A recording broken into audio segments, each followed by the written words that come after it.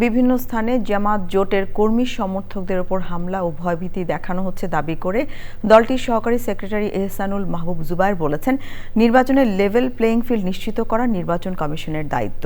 এই দায়িত্ব যথাযথভাবে পালন করতে না পারলে তাদের জনগণের কাঠগড়ায় দাঁড়াতে হবে। আক্তার হোসেনের রিপোর্ট।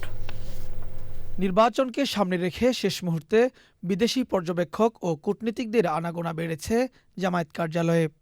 মঙ্গলবার দলটির আমিরের সঙ্গে সাক্ষাৎ করেন ইউরোপীয় ইউনিয়ন, ফিলিপিন্স, ভারত, পাকিস্তান সহ বিভিন্ন দেশের পর্যবেক্ষক দল।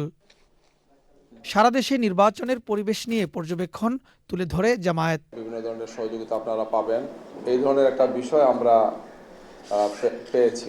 এই যে ঠিক এইভাবে দেখবেন, এইভাবে একটা লিফলেটের মতো করে কে বা ছড়াচ্ছেন, বোঝাই যাচ্ছে যে আমাদেরকে বিতর্কিত করা, আমাদের ভাবমর্যাদাকে ক্ষতিগ্রস্ত করা, এবং এটা তো সুস্পষ্টভাবে নির্বাচনী আচরণবিধির লঙ্ঘন। আমাদের পক্ষ থেকে করার তো প্রশ্নই ওঠে না।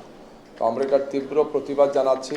নির্বাচন কমিশনের দায়িত্ব হচ্ছে যে এই সমস্ত বিষয় তড়িৎ তদন্ত করে তারা প্রয়োজনীয় পদক্ষেপ গ্রহণ করবেন, আমরা আশা করি। ভোট কেন্দ্রে সিসি ক্যামেরা স্থাপন ও পুলিশের বডি ওর্ন ক্যামেরা ব্যবহার নিয়ে নির্বাচন কমিশনের দ্বিচারিতার অভিযোগ তুলে উদ্বেগ জানান তিনি।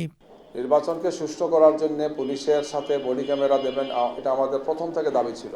তাহলে সিসি ক্যামেরাও সংখ্যা খুব কম, বডি ক্যামেরাও দেখা গেল যে অস্বাভাবিকভাবে কিছু কিছু আসনগুলোতে যারা দায়িত্বে থাকবেন তাদের খুবই কম।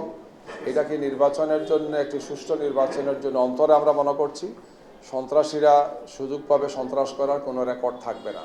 আওয়ামী লীগ গত ১৫ বছর জনগণকে ভোটাধিকার থেকে বঞ্চিত করেছে মন্তব্য করে তিনি বলেন, কোনো ফ্যাসিস্ট দল নির্বাচনে আসুক, দেশের জনগণ তা চায় না।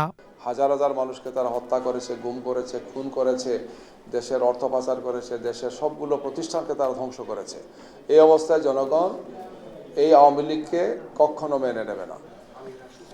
Akhtar Hossain, channel I, Dhaka.